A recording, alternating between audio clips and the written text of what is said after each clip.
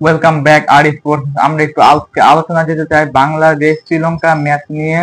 প্রথম ওডিআইতে বাংলাদেশ 57 রানের ব্যবধানে হেরে গিয়েছে, যেখানে ব্যাটারদের ব্যাটিং ব্যর্থতার দায়ে বাংলাদেশ প্রথম ওডিআইতে হেরে গেল এবং সিরিজে 1-0 পিছিয়ে আছে বাংলাদেশ। এর মূল দায়টা কি তাহলে নাজমুল শান্ত ও তানজিদ হাসান তামিমের, যারা মোমেন্টাম পেয়ে গিয়েছিলেন, ম্যাচটা জেতাতে পারতেন, কিন্তু সেখানে হলো গড়বড়। নাজমুল শান্ত রান আউট হয়ে গেলেন 23 রানে। এরপর তানজিদ তামিম বেশিক্ষণ টিকে থাকতে পারেনি, তিনি 62 করে আউট হয়েছেন 61 স্ট্রাইক রেটে। কিন্তু এরপরে যখন মিডল অর্ডারে ব্যাটিং আসে, তখন আমাদের লিটন দাস তিনি হাসারাঙ্গার গুগলি বুঝতে পারেননি, তখন তিনি আউট হয়ে যান 0 রানে। তার গত আপনি যদি 10টা ইনিংস দেখেন, 10টা ইনিংসে তিনি 4বার ডাক মেরেছেন এবং তার প্রতি ম্যাচ প্রতি তাকে 2.5 লাখ টাকা করে গুনতে হচ্ছে বিসিবির। তাহলে গাজী আশরাফ হোসেন লিপু তাকে নিল কেন? গাজী আশরাফ হোসেন লিপু এর ব্যাকআপ হিসেবে নুরুল হাসান সোহানকে নিতে পারতো, যে ঘরোয়া লিগে পারফরমেন্স করে আসছে, কিন্তু লিটন দাস ঘরোয়া লিগের পারফরমেন্স ভালো না এবং তিনি আন্তর্জাতিক ক্রিকেটে তেমন পারফরমেন্স করতে পারছেন না।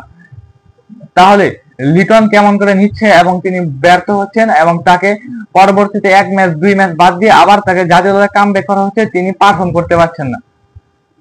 দ্বিতীয়ত, গাজী আশরাফ হোসেন লিপু তিনি এখানে সিন্ডিকেটের মতো করে রেখেছেন বাংলাদেশ জাতীয় দলকে, যেখানে নিজের ইচ্ছা মতো নিচ্ছেন, যে পারফর্ম করছে তাকে নিচ্ছেন না। বাংলাদেশ 99 থেকে 106 রানের ভিতর 5 উইকেট হারিয়ে ফেলেছে এবং সেখানে বাংলাদেশ ম্যাচ থেকে ছিটকে যায়। তাসকিন আহমেদ ম্যাচ ব্রিফিং এ এসে বলছিলেন, আমি কফি নিয়েছিলাম, কফিটা আর তিনি শেষই করতে পারেননি, তিনি দেখে যে বাংলাদেশের 5 উইকেট পড়ে গিয়েছে। বাংলাদেশ ম্যাচটা খুব বাজেভাবে হেরে গিয়েছে। প্রথম দিকে বাংলাদেশ বোলিং করে এবং সেখানে তাসকিন, তানজিম সাকিবের দুর্দান্ত বোলিং এ শ্রীলঙ্কা 144 রানে গুটিয়ে যায় এবং শ্রীলঙ্কার হয়ে সেঞ্চুরি হাঁকান আশালঙ্কা। আপনি আশালঙ্কার ব্যাটিংটা একটু যদি দেখেন, তিনি ধৈর্য সহকারে ব্যাটিং করেছেন এবং ক্রিজে টিকেছিলেন, যেটি করতে পারেননি বাংলাদেশের তানজিদ তামিম। যদি সেটা করতে পারতো তাহলে বাংলাদেশকে ম্যাচ জিততো, সেটা প্রথমত করতে পারেনি। দ্বিতীয়ত, বাংলাদেশ যখন ব্যাটিং করতে নামে, তখন বাংলাদেশের ব্যাটার, তো তাওহিদ হৃদয়ের কথা বলতে চাই, তিনি ব্যাট এবং ব্যাট প্যাকের মাঝখানে যে গ্যাপ ছিল, সেই গ্যাপ দিয়ে বলটা ঢুকে তিনি আউট হন। তিনি 2-3 বছর ধরে আন্তর্জাতিক ক্রিকেট ও ঘরোয়া ক্রিকেট খেলেন, তিনি বলের লাইনটাই বুঝতে পারেননি। কামিন্দু ম্যান্ডিস গত 6 ম্যাচ ধরে বোলিং করেন না, প্লাস তিনি আন্তর্জাতিক ক্রিকেটে মাত্র উইকেট আছে 2টা, কিন্তু বাংলাদেশের বিপক্ষে সে উইকেট পেয়েছেন 3টা। তাহলে বাংলাদেশ তার বোলিং ধরতে পারেনি। দ্বিতীয়ত, হাসারাঙ্গা, মেহেদী হাসান মিরাজ রাজে লেগ স্পিনারদের বিপক্ষে স্ট্রাগল করে, সেটা সবাই জানা, কিন্তু হাসারাঙ্গার বলে যে বাজেভাবে আউট হয়েছেন সেটি বলার মতো নয়। এবং জাকের আলী অনেক দুর্দান্ত খেলেছেন, তিনি যদি আরো আগে নামান হতো তাহলে সে আরো ভালো ব্যাটিং করতে পারতো। তিনি প্রতিবারই এমন একটা সিচুয়েশনে ব্যাটিং করে যখন বাংলাদেশের 7 উইকেট পড়ে গেছে এবং তাকে টেল এন্ডারের সাথে ব্যাটিং করতে হয়, তিনি ইনিংসটা বেশি বড় করতে পারেন না। তাহলে এমন করা দরকার, আপনি টেল এন্ডারদের আগে নামান এবং মিডল অর্ডারদের পরে নামান।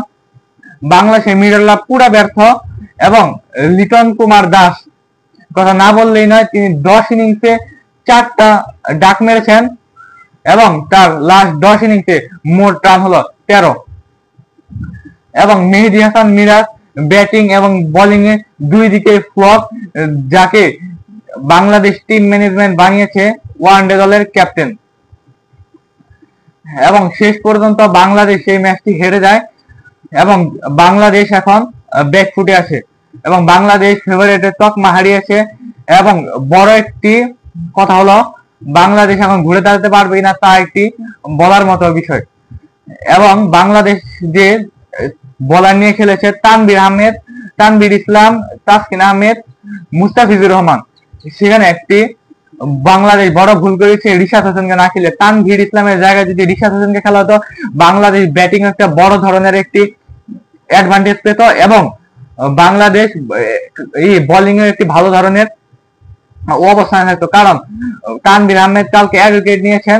অন্যদিকে আপনি যদি একটু চিন্তা করেন, কামিন্দু মেন্ডিস এবং হাসারাঙ্গা মিলে দুজনে নিয়েছেন 6 উইকেট, সেখানে বাংলাদেশের স্পিনাররা দুজন স্পিনার বল করে নিয়েছেন মাত্র 2 উইকেট।